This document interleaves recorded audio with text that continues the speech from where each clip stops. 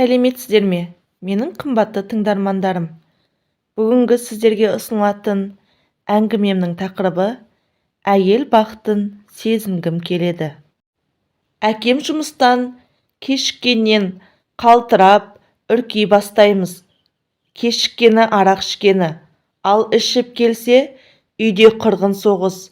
Анамның ұзын шашын жұдырығына орап алып, сүйрелейтін, қанын стенаға шашып тұрып, соққыға жығатын. Ес білгелі осы, менен үлкен ағам, менен кейін 3 сіңілім інім бар. Біраз қорыққаннан жан-жаққа пытырлай қашып, тығылатын жер іздейтінбіз. Әбден у-шу басылғанда барып үйге кіреміз. Араққа тойып алған әкем аппақ төсекте ұйықтап жататын, ал анам жаңа ғана шашыраған стенадағы қандарды әктеп, жердегіні сүртіп жүретін. Солай жүрсе де әкемнің бар жағдайын жасап, аппақ төсегін дайындап береді. Анам сондай намысшыл болатын. Қанша жерден бет-аузы көкпеңбек болса да, мені ұрды, мені сүйреледі деп жан баласына шағым айтпайтын. Мені ешкім мүсіркемесін деп иығын да, басын да қақшита көтеріп, жұмысқа барып келіп жүретін. Елдің бәрі таң қалушы еді. Қанша таяқ жеп жатса да, ешқашан күйеуін жамандаған емес. Әкем негізі жақсы адам, отбасы үшін бар жақсыны жасайтын, балалары үшін тынбай еңбектенетін. Анасы, яғни әжеміз, адуынды адам болған. Бар баласын әйеліне қарсы қойып, соққыға жығып жатса да, мәз-мейрам болып қарап отыратын. Әкем де солай ұра беріп үйреніп кеткен бе, әйтеуір себеп салдарсыз ұра беретін. Анам бір әулеттің ең бірінші қызы. Оға дейін кілең ер балалар болған екен де. Анам туылғанда бәрі қуаныпты. Өзінен кейін 10-15 жыл аралығында тағы 4 сіңілісі өмірге келген. Анам өте ерке болып өскен. Бір әулеттің бетіне қараған жалғыз қызы болған соң, қолынан ештеңе келмейді екен. Әкем анамды алып қашқанда, нағашы апамыз, ой-бой, қолбырау қызым, не істей алады деп әбден уайымдапты. Барған жерінде күйеуі таяқтайтыны естігенде, қан қысымы көтеріліп, әжетханада отырған жерінде бір жағына қисайған күйі жүріп кетіпті. Ол кезде сіңлілері бәрі кішкентай. Ең кішісі 3-4 жасар болу керек. Нағашы атам тумаған әйелді екінші қылып алады.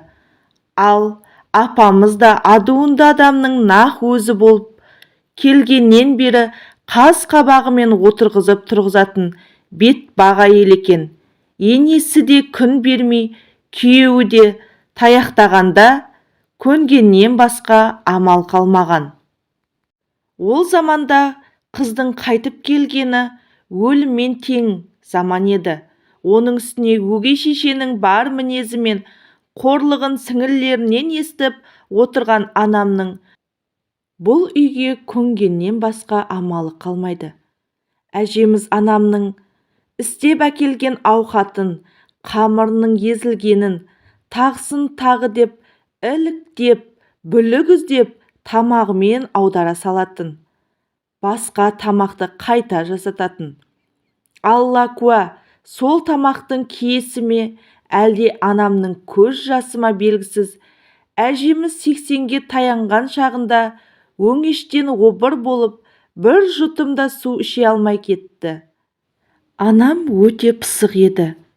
Енесінің арқасында тірлікке әбден пісті деуге болатын шығар. Үйге қонақтардың, мейрамкүлдің тамақтары лезде дайын болады. Аяқ қолы жылдам дегенді жиі естиміз. Ол кезде жеке үйде монша жоқ, орталықта үлкен монша болатын. Анам бізді ол жаққа таза болмайды деп үйде шомылдыратын. киізді ортаға бүктеп, жинап, 6 баласын шомылдырап шығып, құлақтарын тазалайтын. Міне, осындай бір кезекте құлақ тазартуда шиді қатты тығып жіберді ма, мен қимылдап кеттім бе білмеймін. Құлағым қанап кетіп, шырылдап жыладым. Содан бері үнемі құлағым шаншып ауырып, іріңдеп ауыратынды шығарды. Емханаға апарды, пердесін жарып жіберіппін дегенді әкеме айтып жатқанын естіп қалдым. Содан бері ауру, жасым 50-ге келсе де әлі мазалап келеді. Ол кездерде бала кезімізде жылына 2 рет ауруханаға жатқызып, жиі ем алатын едім. Арасында ауыратыны болмаса, қазіргідей естімей қалмайды. Ем-домды да үзбей жүріп, мектепті де аяқтадым. Сабақ үлгерімім керемет болды деп айта алмаймын. Әкем бір бұзаулы сиырын сатып, мені қалаға мамандығым жоғарғы оқуға түсірді. Сабаққа ұйқымды қимай бармай қалуды әдетке айналдырдым. За счет қоймағандарға әкемнен ақша алып беріп, өзім қалаған бағаны қойдырып жүргенмін. Осылайша алшаң басып, әкемнің малын сатса, лезде ақшаға айналып шығатын әбден үйренгенмен, оқуымды да осылай жауып тастайтынына сенімім кәміл болып жүргенмін. 1-ші курсты аяқтарда сызудан беретін апай қанша ақша ұсынсам да баға қоя қоймады. Себебі сабағына бір ретте қатыспағанмын. Тек НВ-дан басқа ештеңе жоқ. Жақсылықова, саған қоймаймын деп, не істесең оны істе, жоқ деп жолатпады. Менің де өркөктілігім бар. Қоймасаң қойма деп мен де иіле қоймадым. Осылай мені оқудан шеттетіп, кейін бір жола оқумен қоштастым. Сол кезде білсемші, қыз баласы үшін мамандықтың, дипломның рөлі үлкен екенін, өмір бойғы өзегімді өртеген өкінішімнің бірі осы әкемнің малын сатып түсірген оқуына бармай қойғаным еді. Өмір бойғы өзегімді өртеген өкінішімнің бірі қолымдағы бір жапырақ дипломның болмағаны болды. Ауылға қайтып келдім. Жемқорлық сол заманда болған ба деп ойлаймын қазір. Әкем балабақшаға бала күтуші қылып кіргізу үшін тағы бір малын сатты. Алайда анамның сіңілісінің күйеуі, нағашы жездем әкім еді. Ол кезде дүкен деген дефицит кезі ғой. Киім атауымен жоқ. Бір киім алу үшін 1 жыл бұрын кезекте тұрып, онда да тығып-пығып беріп, сатушы солай алатынбыз. Әлгі әкім жездеміз 2 этажды үйінің астынан дүкен ашты. Біздің қолымыз жетпей жүрген нәрсенің бәрі бар. Істейтін адам керек дегесін қызық көрген мен сонда бардым. Әлгі дүкенге сатушы болып нағашы әпкемнің үйінде жүрдім. Басында бәрі қызық болғанмен, уақыт өте одан да жалға бастадым. Бір күні дүкенге бойы сұңғақ, қасы көзі қиылған әп-әдемі жігіт келді. Күнде келуді әдетке айналдырып жүріп, жақын таныстық. Өте тәрбиелі, қолынан бәрі келетін жігіт. Бірақ нағашы әпкемнің айтуы бойынша жетім жігіт. Әке-шешесі ертеректе қайтыс болып кетіп, ағасының қолында тұрады екен. Жеңгесі өте бұзық. Әпкемнің айтуынша қаққанды қанын, соққанда сөлін алып отыратын өте нашар әйел. Тіпті күйеуін басқа бауырлармен де араластырудан қалған екен. Екеуміз қыз жігіт болып жүре бастағанда ол үйленгісі келетінін айтты. әпкемнің әлгі сөзінен соң қолымнан түк келмейтінін жақсы білетін мен ол жақта кетіп қалдым. Қорқынышым, абысыным маған да тиісіп, күн көрсетпесе қайтемін деген ойымды сан саққа жүгірткен қорқыныш еді. Ал ол жігіт мені жетім болғаным үшін менсінбеді деп ойлаған екен. Мен жүрген үйдің бақуатты екенін, әкемде малдың қарасы өте көп екенін ойлаған ол, осындай тұжырымға келген кейінірек маған бөлем айтты. Өз үйіме қайтып келгесін, әкем баяғы бақшаға бала күтуші қылып жұмысқа кіргізді. Баяғы құлағым мазалап, жылына 2 рет ауруханаға жатып, емделіп жүремін. Менің мінезім бір беткей болды. Өтірік айтқан, жағымпазданғандарға су қаным сүймейтін. Жұмыста бір қыз болды. Ортада өсек тасып, өтірік айтып, бәрімізді бір-бірімізге шағыстырып жүретін. 1-2 рет ескерткенмін, қоймады. Екеуміздің жиі шексіп қалатынымызды бастықта естіп, алдына шақыртты. Ол әдеттегінше лыпылдап, бәрімізді қаралап, өзі ақталып, өтірікті соғып жатқан. «Ей, қойсаңшы, неге өтірік айтасың?» дедім. Маған жала жаба бастады. Шыдай алмай бас салдым. Екеуміз жұлысып, алысып, төбелесіп кеттік. Екеумізді зорға ажыратып, ескерту беріп, кабинеттен шығыңдар, бастық қуып шықты. Жұмыстан шығармады, бірақ мен шығарып жіберетін болар еді деп ойлағанмын. Арада 1 жыл өткенде қазіргі күйеуіммен таныстым. Екеуміз біраз сөйлесіп жүріп, үйленуге шешім қабылдадық. Бірақ менің 1 жыл бұрынғы жұлысқан оқиғам болашақ келінімнің құлағына жетіп қойыпты. Сол қыз туыстары болып келе ме, әлде енемнің туысы ма, сондай бірдеме екен. Мына келінің бетпақ, келмей жатып көрерсің, 2 аяғыңды бір етікке тығып, көресіні көрсетер саған деп енемнің құлақ етін жей берген. Негізі ешкімге тиіспейтін, тиіссе аямайтын адамын. Мінезім жұмсақ, көнбіспін дей алмаймын. Енем мені осы әңгімеден соң жақтырмады, қарсы болды. Қарсылығына қарамай шаңырақ көтеруді ұйғардық. Әкем той жасап ұзатты. Енемнің сол кезде шынымен жағдайы болмады ма, әлде жақтырмағанын ба, қимады ма, қалың малымды жарытып бермеді. Құлағыма таққан сырғасы да жұп-жұқа қаңылтыр. Кейін бір ұрыста ол сырғаны шешіп алды. Міне, келін болып түскелі, мені бұл үй келсап көрді.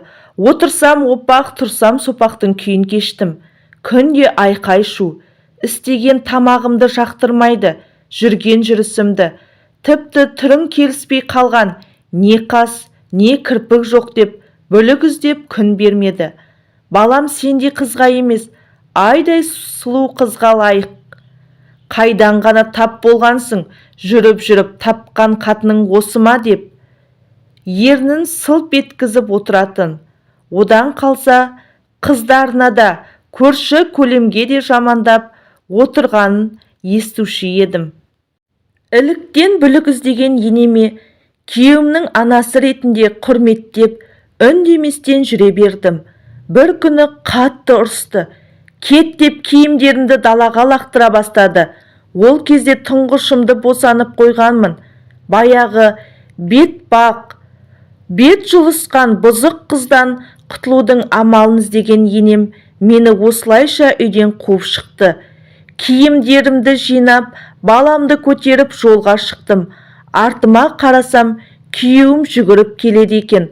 Тоқта, мен сендермен барамын.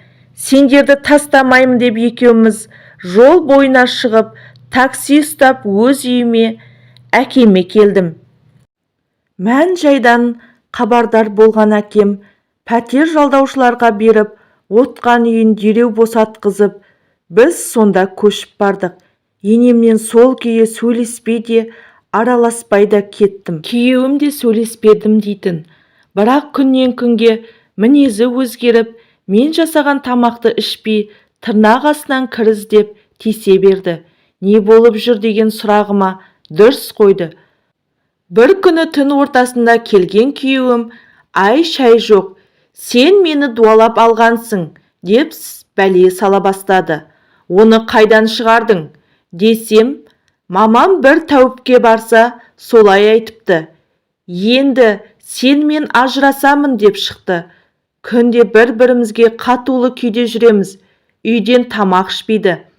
Таңда кеткеннен ұйықтар кезде бір келеді. Осылай арамыз алшақтай берді. Сөзінің парқына қарап отырсам, енем мұның жұмысына барып, әр нәрсені айтып, маған қайрап салады екен. Сені дуалаған, жүдеп кетіпсің, шашыңа ақ түсіпті. Мына қатын сені адам қылмайды.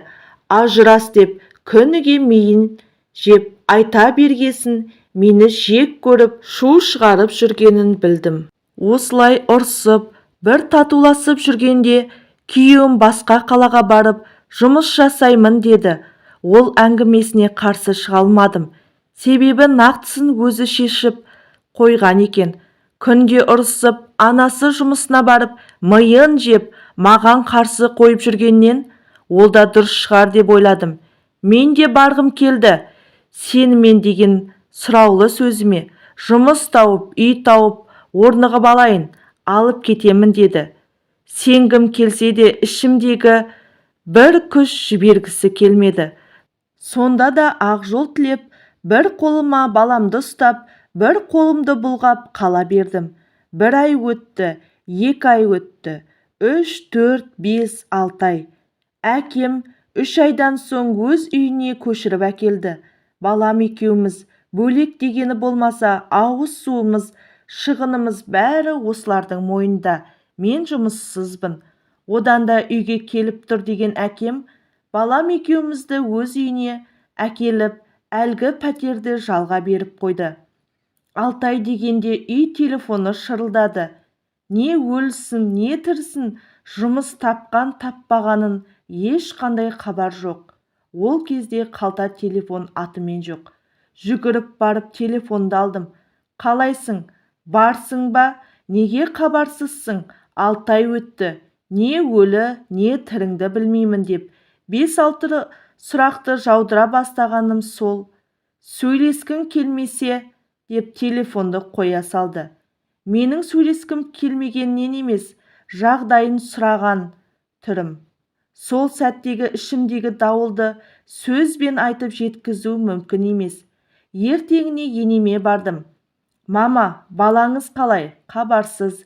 Мен мұнда баламен қалдым.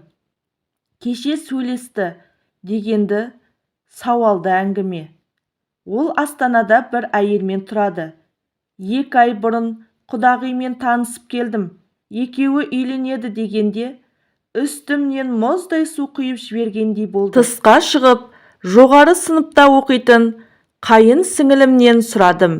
Білмеймін, бір-бірлерімен күйеуінен ажырасып келген қыз. Дегенді естідім де, ол да сұраулы сөзбен. Үйіме жеткенше жылап келдім. Қалайша, опасыздық жасадың, неге маған?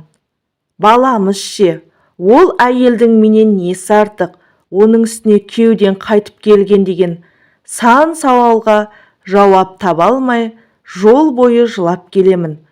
Үйге келе сала жылап жатып қалдым. Ол кезде жасым небәрі 20-дан енді асқан кезім еді.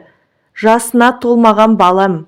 Енді қайттым деп тұйықталып, өз-өзімді жеп жүрген көрген әкем мен анам бір күні сұрады. Бар жағдайдан хабардар болған әкем мен анам. Балаңды бізге бер, менің атыма жаз. Енді жасына толады. Әлі есім білмейді, өзіміз бағамыз. Ал сен бар, оқуыңды оқы, жұмысыңды жаса, әлі жассың. Қайтесің оны? Жылап сықтауды доғар. Өз өміріңді сүр деді. Мен қарсы болдым. Мен оны сүйемін. Bir күні келеді, баламыз екеумізді алып кетеді деп бой бермедім. Ой, қайдам. Бір рет опасыздық жасаған еркек оны тағы да жасайды. Өзің шеш, қызым деп анам қысқа қайырып, сонан соң қайта ол туралы әңгіме қозғалмады. Бірақ осы шешім үшін талай рет өкіндім. Күйеуім басқа жақта, мен баламмен әкемнің үйінде өміріміз өтіп жатты. Әкемнің туған бауыры өзін қасына жұмысқа алуын өтініп келді. Бетін қайтармай қасына алған, алыс жолдарға жүк көлігін айдайды. Табысты ортадан бөліп алатын болып келіскен. Әкемнің одан бөлек малы көп еді. Апта сайын бір қойды сойып, екі бауырына бөліп беріп отырды. Әкем інісінің еңбегін беріп отырған.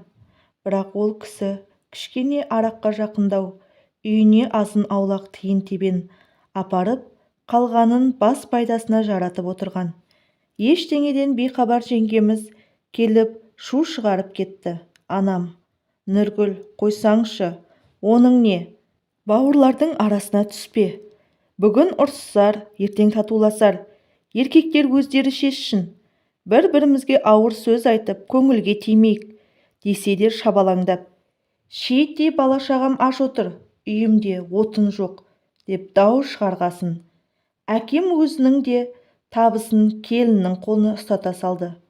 Осылайша күшік асырап итеттім, балтырымды қанатты.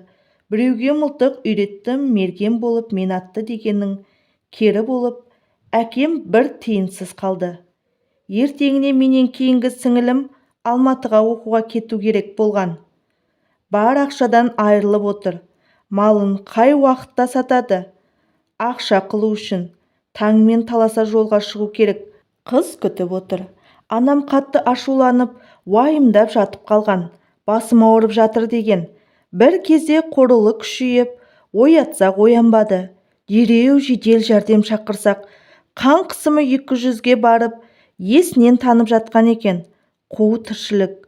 Қу ақшаның себебінен анам ауруханадан сал болып шықты. 3 күн ес-түссіз жан сақтау бөлімде жатты. Әкемнің бір ішше тоқтаусыз апталап ішетіні бар. Өзін кінәлі сезінді ме анамның алдында ішіп кетті. Жиып отқан ақшамыз ол да жоқ. Күніге ұзын сонар параққа дәрі жазып қолыма ұстатады. Оны алатын ақшам да жоқ. Ауданымызда жалғыз дәріхана бар. Ол да үйдің жер төлесінен ашқан. Сол апайға әлі күнге алғысым шексіз. Түннің жарты бөлігінде барсам да, жазылған дәрінің бәрін қарызға берді. Алайда жансақтау бөлімінің меңгерушісі, аты әлі күнге есімде, тас жүректің. Бірақ мұнда жазып қайтейін, қарызданып апарған бір дәріні де анама салмаған болып шықты.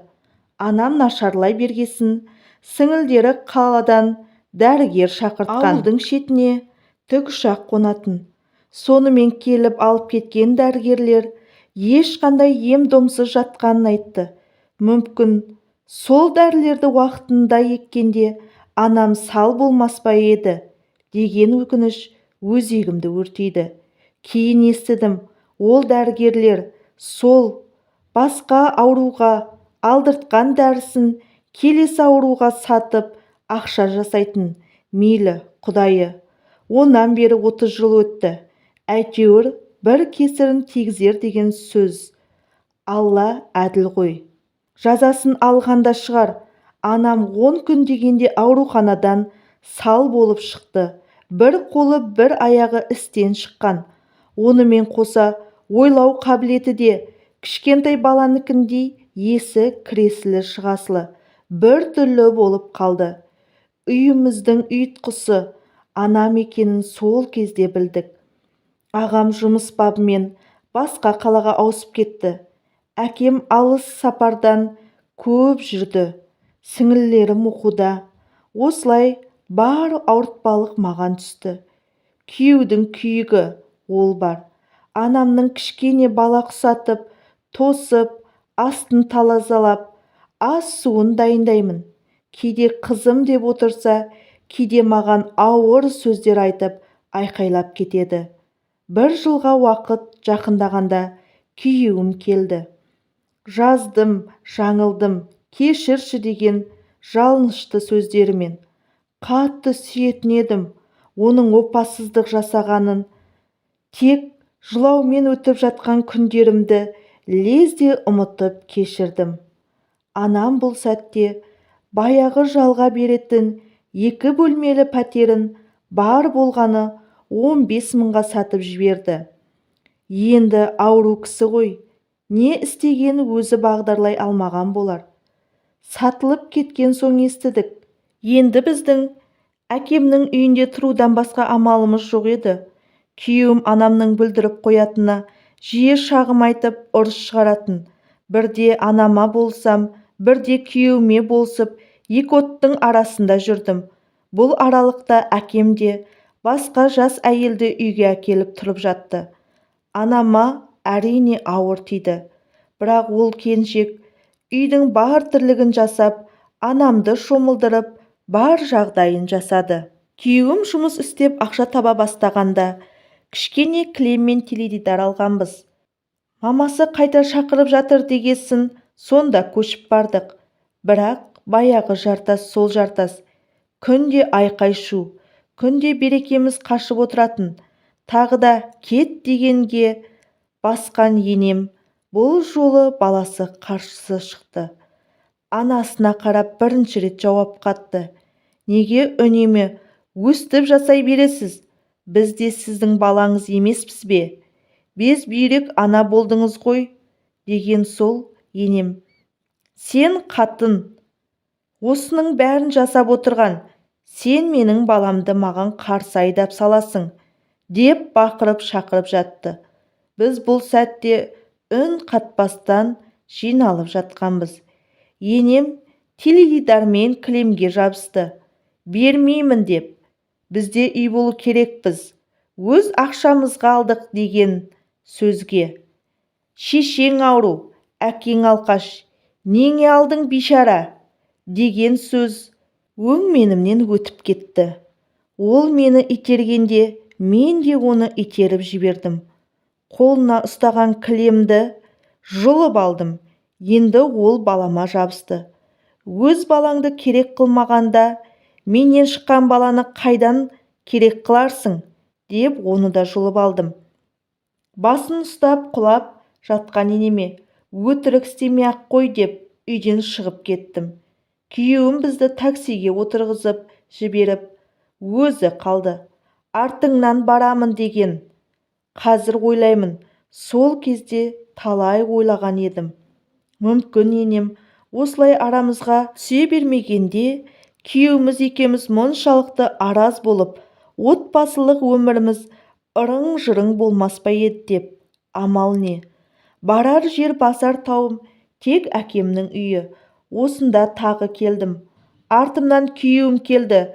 Бір күрсініп барып басылған әкем, осында тұра беріңдер деді.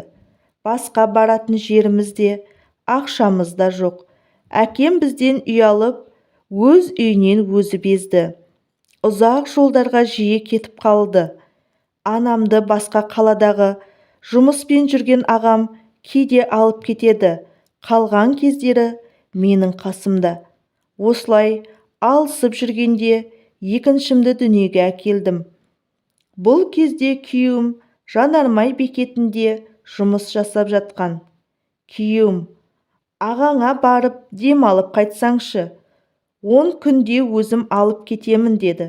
Қуанып кеттім. Анам да сол жақта еді. 10 күннен соң алдамай келесің бе дедім.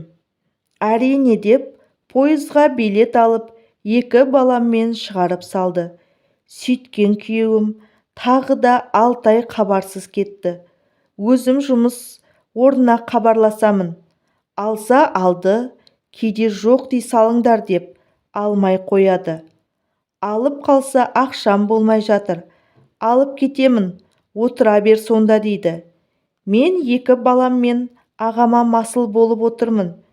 Күнде әйтеуір біз қалаған нәрсемізді әкеліп, бар жағдайымызды жасайды. Ол кезде ағам бойдақ еді. Ал күйеуім үшті-күйлі жоқ болғанына 6 айдың жүзі толып, екінші балам 1 жасқа толды. Алтай ағамның үйінде 2 баламен жүрдім. Келем деген күйеуім жоқ. Ағам жан-жағындағы көршілерден, жұмыстарынан ұяла бастады ма, бір күні мен сендерді қумаймын, бірақ жүре бересің бе? Күйеуің анда, сен мұнда, маған ренжіме, қуғандай болмайын. 6 ай болды, отбасылы адамсың, ертең билет алып, өзім шығарып саламын деді. 2-3 күннен соң мен ауылға қайта салып жіберді. Кішкене балам 6 айында кеткенбіз. Жасынан аса оралдық. Бізді ойлап жүрген күйеу жоқ. Біздің келгенімізге аң-таң.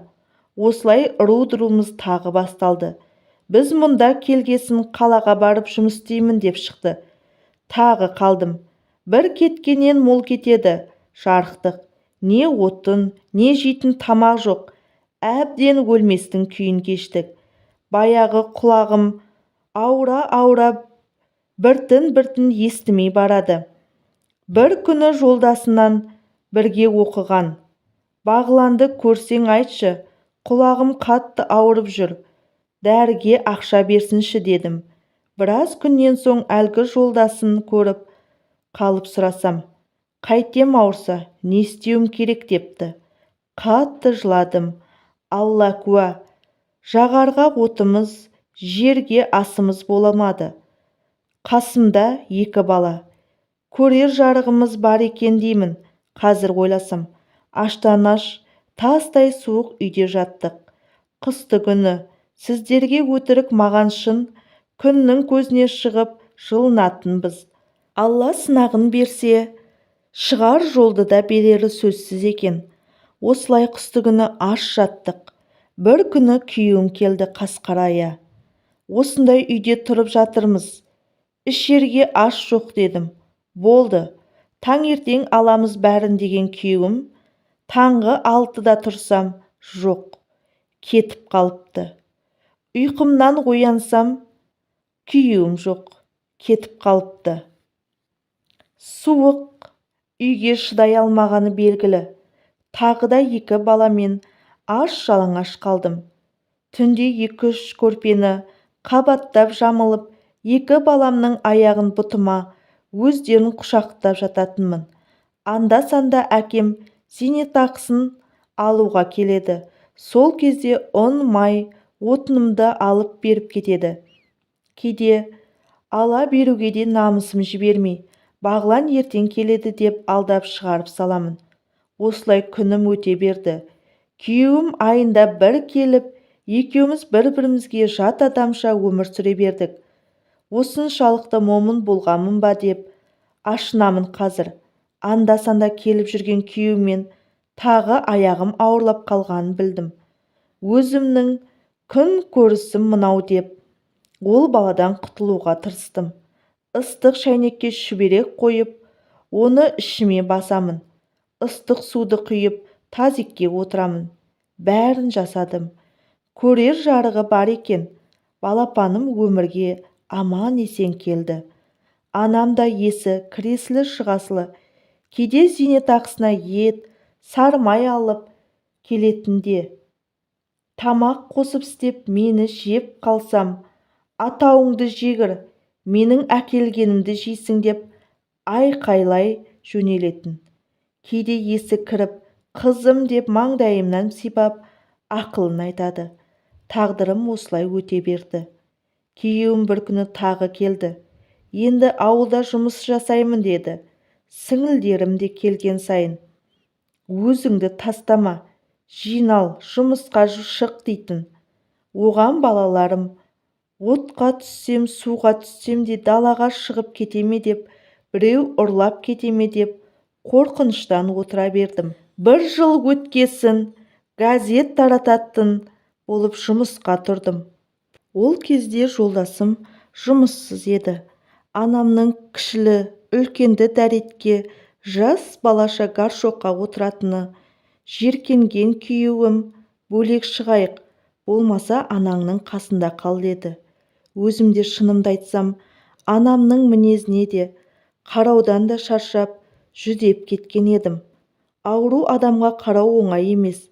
Оны ауру баққандар жақсы түсінеді. Әсіресе осындай миына зақым келгендерді бағу тіптен қиын. Сонда бірнеше жыл бағып, перзенттік парызымды өтедім деп ойлайтын. Қатты борандарда күйеуім тарқатып келетін газеттерді екеулеп жүріп тарқатып, күйеуімде жұмысқа шығып, жағдайымыз оңала бастады. Пәтер жалға алып, газет таратып жүрсек те, 4-шіме аяғым ауырлады. Ол кезде өзімнің де денсаулығым сыр беріп жүрген. Айым күнім жетіп, қыз баланы дүниеге келдім. Әр бала несібесімен дегенде сол кезде көзім жетті. Жағдайымыз жақсарып, біршама оңалып қалдық. Бірақ күйеуім көз алдымда жүріс жасай бастады. Ақшалай жинап, қалған несиеге бөліп төлейтін қылып көлік алғанбыз. Несие деген сол жылдары жаңадан басталып жатқан кезі еді. Сол көлігімен қыз қырқынды тасып жүргеннен кейін бірге оқыған сыныптасымнан естідім, сенбедім. Бір күні күйеуімнің ағайын апасы шақырды. Өте жақсы апа еді. Енемнен әлде қайда жақсы алтын кісі. Күйеуімнің осындай жерде бәленше деген байдан қайтқан әйелмен жүреді екен. Шырағым, есіңді жина, өзіңді қолға ал деді. Сол үйдің баласына қайныма, дереу мені сонда апаршы деп жалындым. Егер ұрыс-керіс болса, апармаймын дегенде, ондай ештеңе болмайды дедім. Ол кезде әлгі пошташы жұмыстан шығып кеткенмін. Жасым 30-дан енді асса да, түрім 50-дегі кемпірдей қартайып кеткен еді. Әлгі әйелге, мен Бағланның әпкесімін, сені аламын деп шу шығарып жатыр. Оның 4 баласы бар, обалына қалма дедім. Өзі артынан қалмайды деп, өзі судан таза, сүттен ақ болды. Ол тақырыпты жылы жаба салдым. Алайда кезекті бір ұрыстан соң күйеуім тағы да тастап кетті. Анамды жүрек талмасынан өмірден өтті.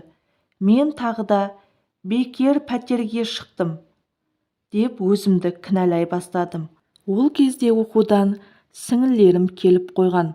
Бірақ солар қарай алмады ма, өзім қарағанда өлмес еді деп, тағы өзімді жеп, есімді біразға дейін жинай алмадым.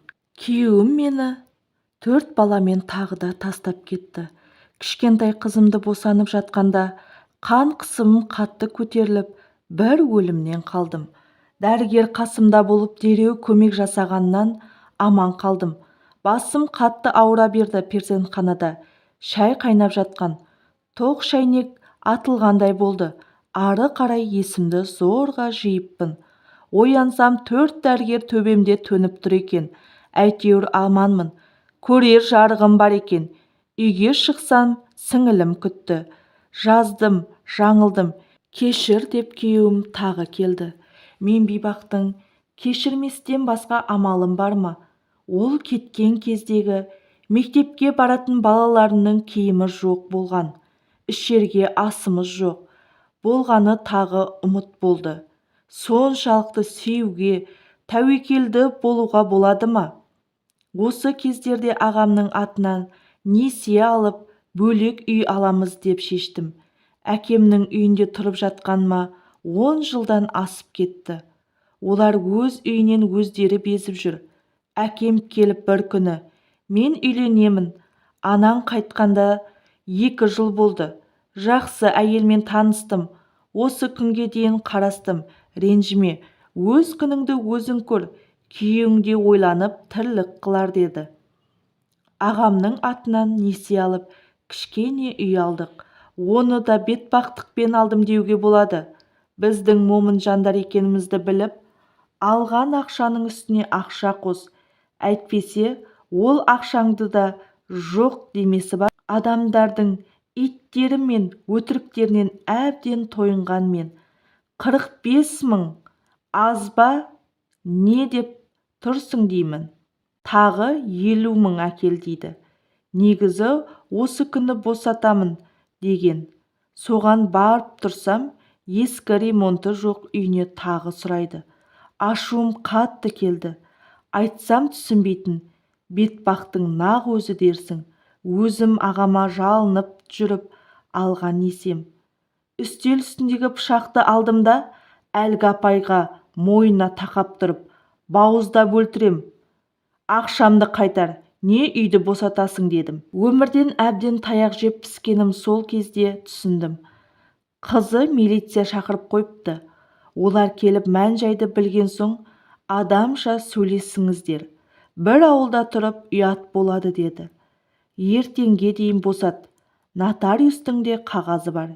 Егер тағы да ойнайтын болсаң, өлтіре саламын деп тағы тұра ұмтылғанда, күйеуім ұстап қалды. Жағдайымыз біршама дұрыстала бастады. Күйеуім баяғы жартас сол жартас. Жұмыс деп кетіп, айлап жоқ болады. Оған да үйрендік. Енем келіп кетіп, бұрынғыдай емес, басылып қалған еді. Қартайды ма кім білсін, құлағы мүлдем естімей қалды. Күйеуім жұмыс істеп жүргенде құлаққа тығатын аппарат алып берді. Талай жерде менің саңыраулығымнан ұялатынын байқайтынмын. Анам өмірден өткенше, сол кезде кішкентайыңда құлағыңды шұқыламағанда саңырау болмас едің деп жиі жылап қалатын. Амал не? Пол жуып, ыдыс жуып, үй әктеп, өз күнімізді өзіміз көріп жаттық. Үлкендерім оқуға түсті. Қосымша өздері жұмыс жасап, қолғанат болды. Ес біліп қалған үлкен екі балам әкелерімен жиі шексіп қалатын. Ит те болса әкелерің қателігін түсінген шығар, кешіріңдер деп көп айтып жүрдім. Басымыздан не өтпеді, сонда да кешірдік. Бар өмірімізде ұрыс болмаған, тату болған сәттеріміз де бар. Мысалы, жаңа үйленген кезде, алғаш әкемнің пәтерінде тұрған кезде деген сияқты. Бірақ басым көпшілігі ұру-дыру. Қазір бірге тұрамыз, айтпақшы. Соңғы кеткенде заңмен ажырасып кеткен едім. Енді кешірмеймін деп, бірақ кешірдім. Некеге қайта тұрмадық. Біздің бар жағдайымыздан хабардар болып отырған қызымның қайын жұрты осыны бетіне басатын көрінеді. Кім мұндай тағдырды қалайды дейсің? Өмір өзі дегенді істейді. Бәрі Алланың қолында. Қазір ұлымызды ұяға, қызымызды қияға қондырып, немере сүйген ата мен әжеміз. Бірақ та жан жарасы жазылмайды екен. Аналық бақытты сезіндім. Бар балаларым жан жағымнан мамалап жағдайымды жасайды. Әкелерінде жақсы көреді.